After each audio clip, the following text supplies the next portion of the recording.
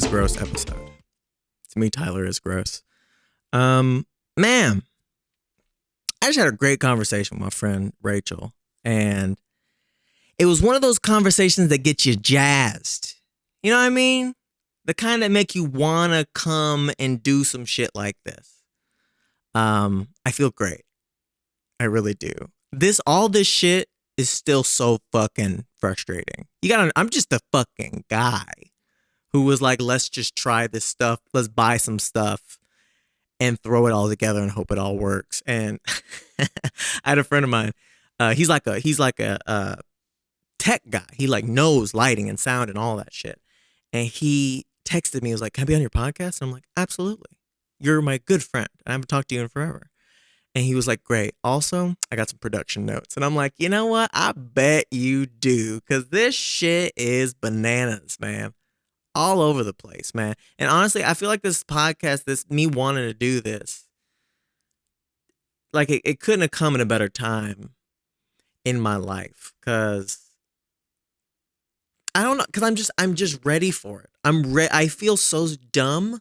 And I'm so ready to feel like a fucking idiot. You know what I mean? Because sometimes you can't handle it. I think for a long time last year, this year, most of this year, I was like, I wasn't ready to feel incompetent at something. And now I'm like, let's do it. Let's be bad at this thing and get better at it slowly. And facing yourself in the scope of facing yourself and realizing that what you don't know. And there's so much that I don't know. I was talking to my friend Rachel, and she's like a marketing person. She knows how to like promote and shit like that. She does it for her job, for work, for companies. They pay her.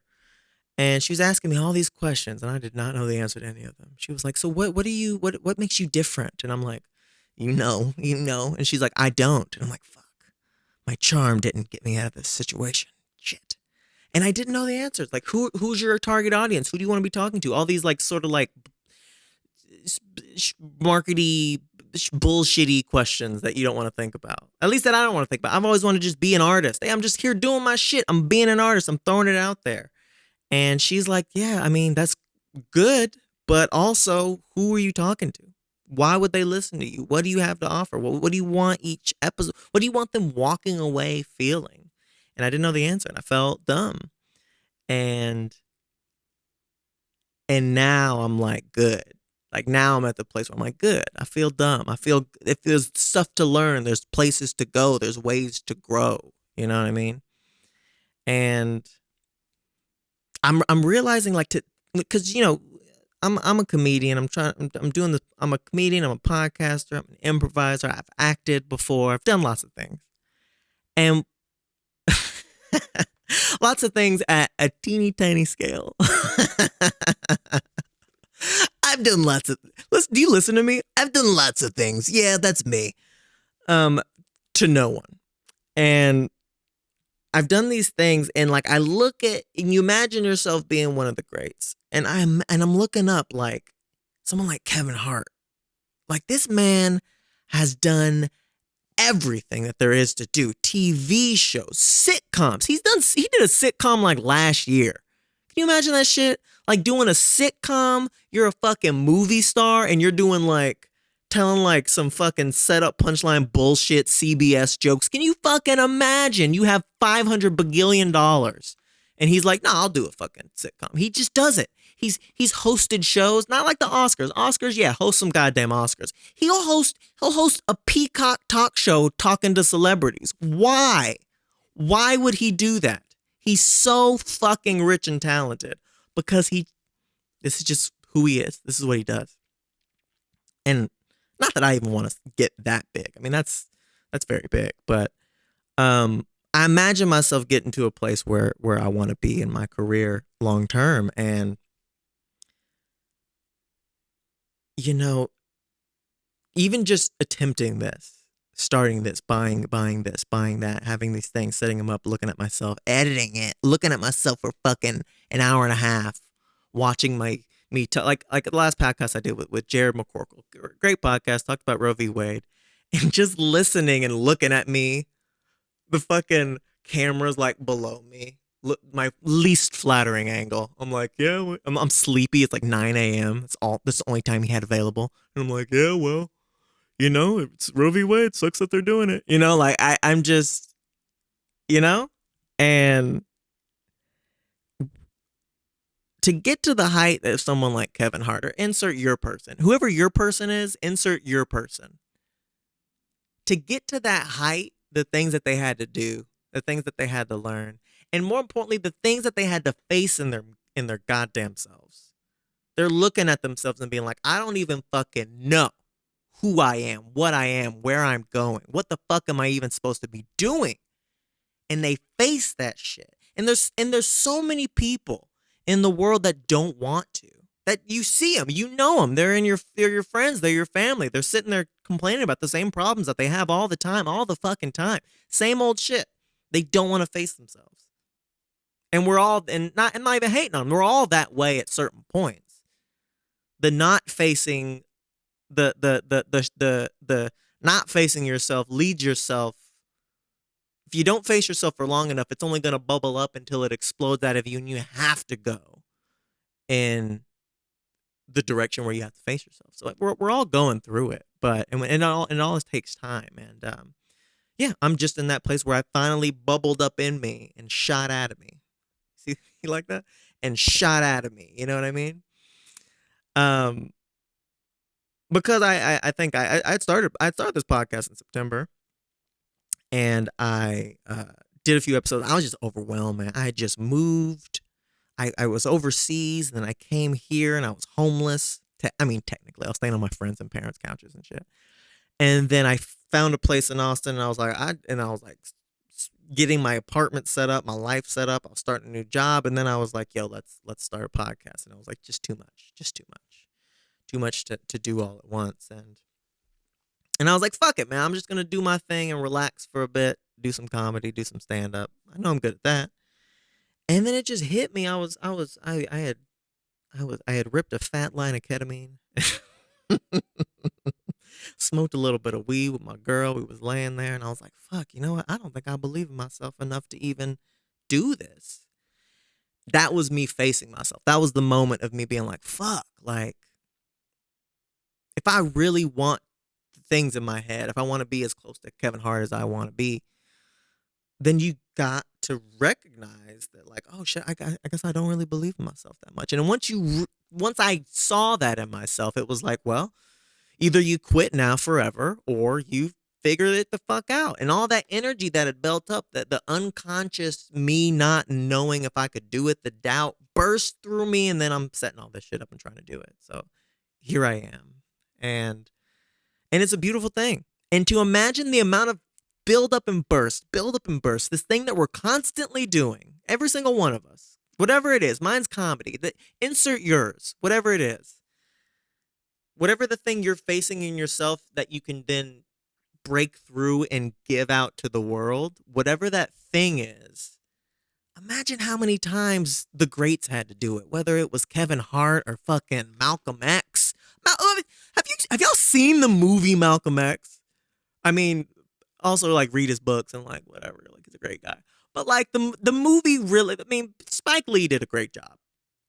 He made this movie about this man who was living in a world that told him he was nothing, and he stood up to the world and said no. He said, no, I'm not nothing. That's fucking incredible. And he captured it. Spike Lee and Denzel, baby, they captured it in this movie. He stood up and was like, no, I'm not nothing. We're not nothing. And we're ready to die to prove it. Fucking powerful, man. Huey Newton, read his autobiography last year, I think. Another Black Panther, one of the founding members of the Black Panthers. He came out and he was like, fuck this shit. Cops are rolling around our goddamn neighborhood telling us who we the fuck it. We gonna get some gats. We gonna get some very cool berets. We're gonna get some stylish berets. We're gonna get our guns and say, if you fuck with him, we gonna fuck with you. Holding them accountable. They said no. They said, what do you have to do inside of yourself? What has to build up and explode for some shit like that to happen? For you to find, for like, I mean, and I'm black, so that's the kind of shit that hits me. If you're something else, if you're, if you're like a white Republican, because that's my audience. If you're a white Republican, imagine what Trump had to do to say, fuck Mexicans, or whatever the fuck he did. I don't know. Trump's easy target, lame joke. But, it's, imagine what these people had to go through to build up and explode out of them, and change the world when it fucking explodes. And you got to face yourself to do that. And that's just the place that I'm in right now, is hopefully facing a new part of myself. And you always hope you're done. You always hope you're fucked. You always hope you're like, okay, finally, I figured out me. And there's always fucking more. There's always more you. Isn't that fucking annoying? There's always more you. Great. More me. Fucking great. But also great. Can you imagine being born, and you're just like a completely confident, great, and you feel great about yourself all the time, and you're just like, yeah, I can do it. And then you just go do it, and you're like, yeah, I did it. And there's no obstacles. Like, it's a blessing. Like, I mean, like, I'm a psychology dude as well. Like, I like thinking about myself via, like, what did I learn as a child, and how is it affecting me now?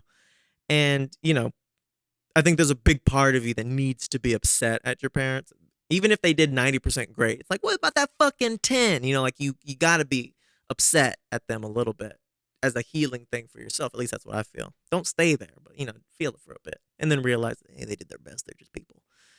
But what was I saying? Yeah, so you got to be mad at them.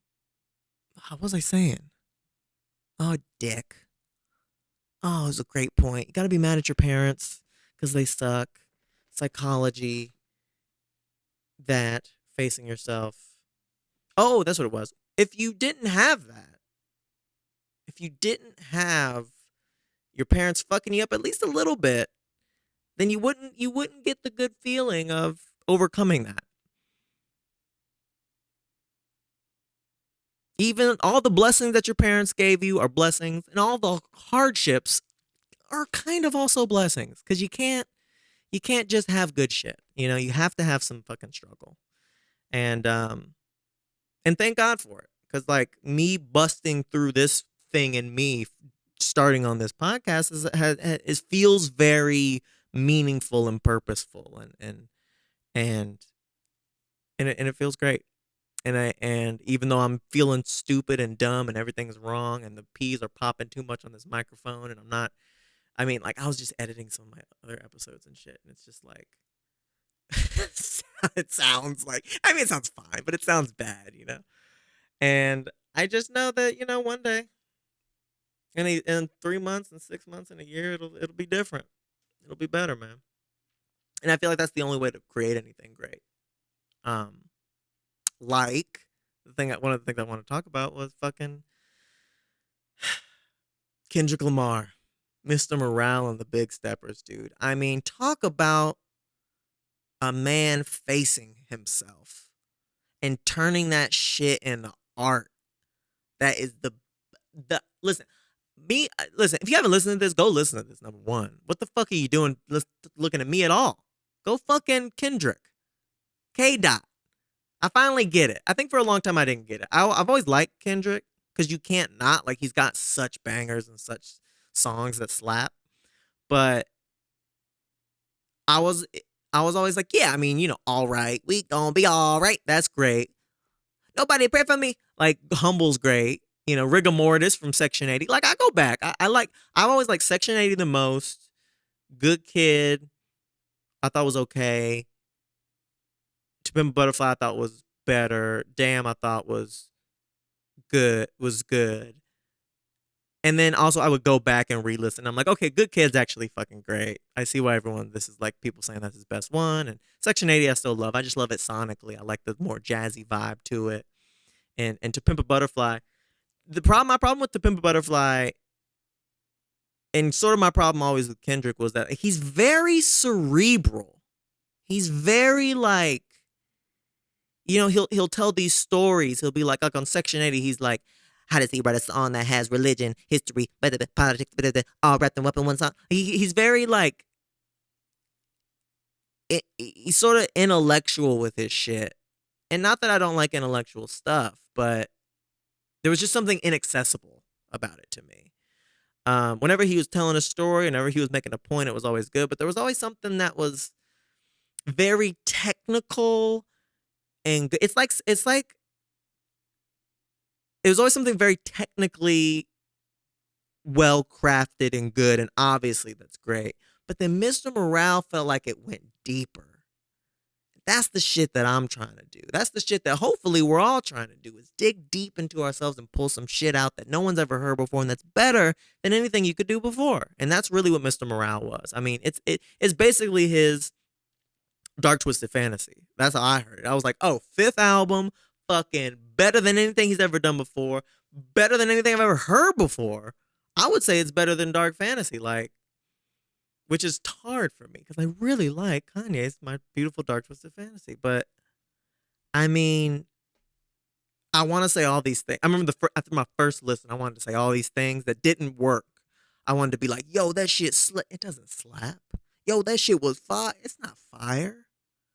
That was a masterpiece. That was a work of art.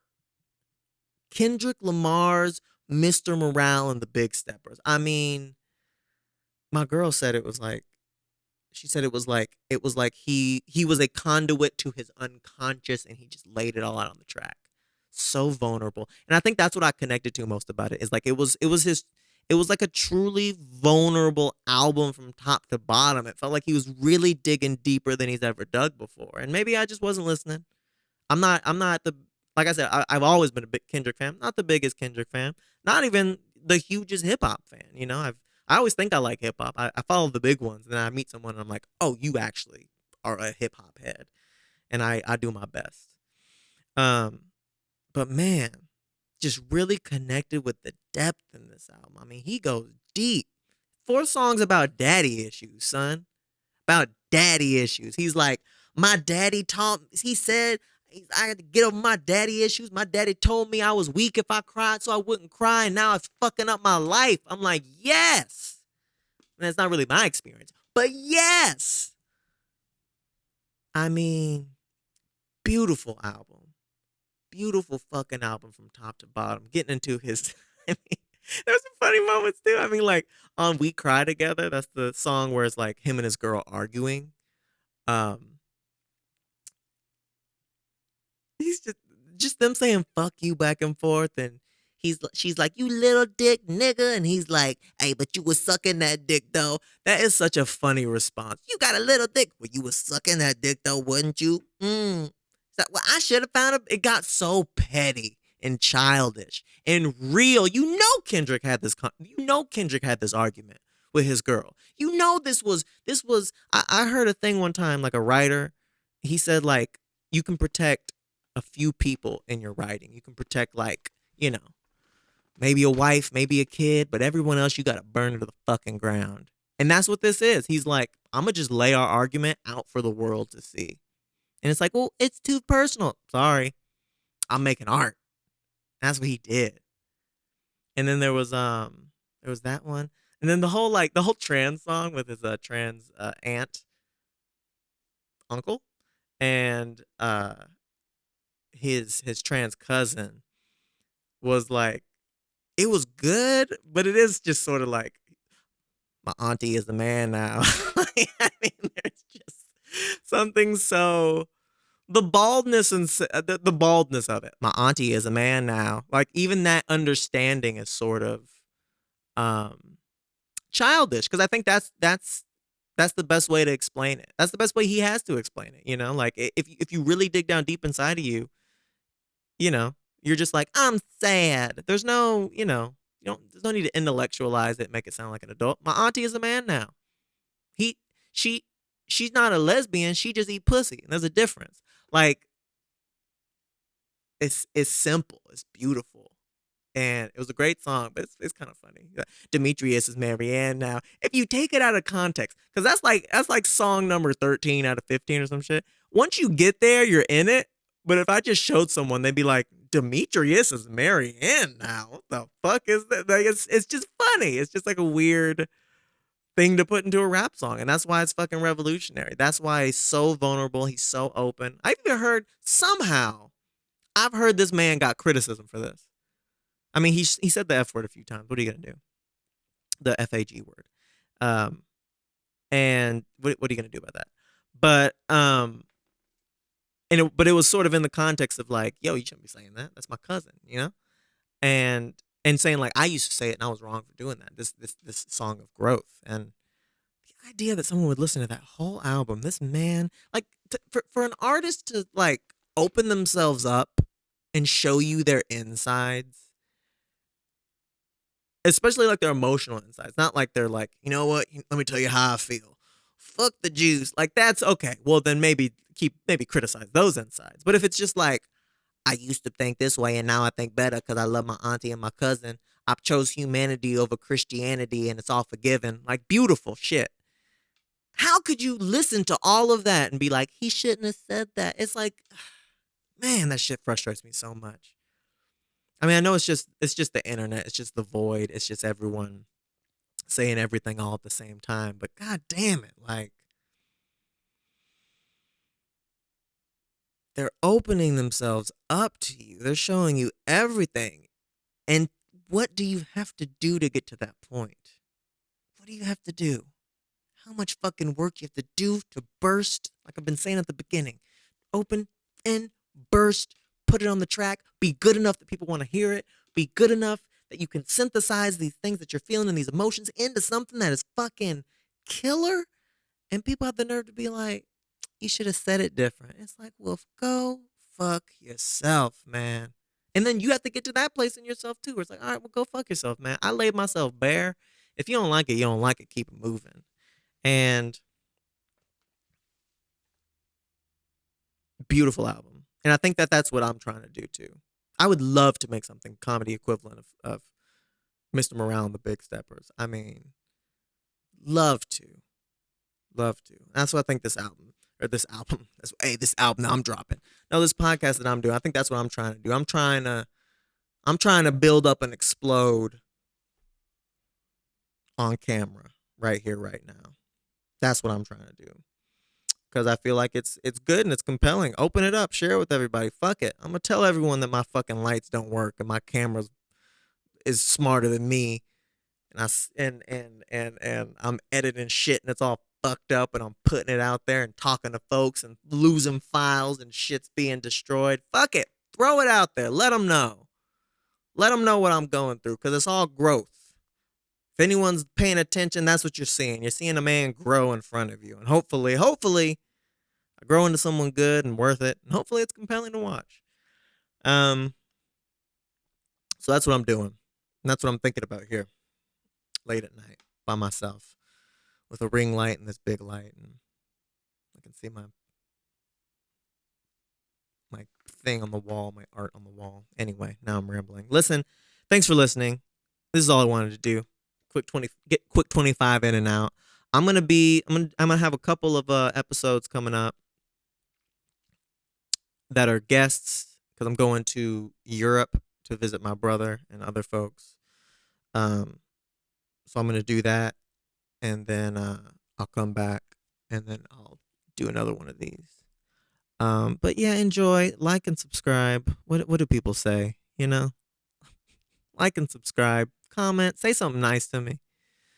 I need to get a Patreon so I can get some money off of this shit. You know, hey. Listen, thank you so much. I love y'all. Everyone bottle up and explode. Be the best you can be. Let's live, laugh, and love. The white girls knew what they were doing the whole time. Live, laugh, and go fuck yourself.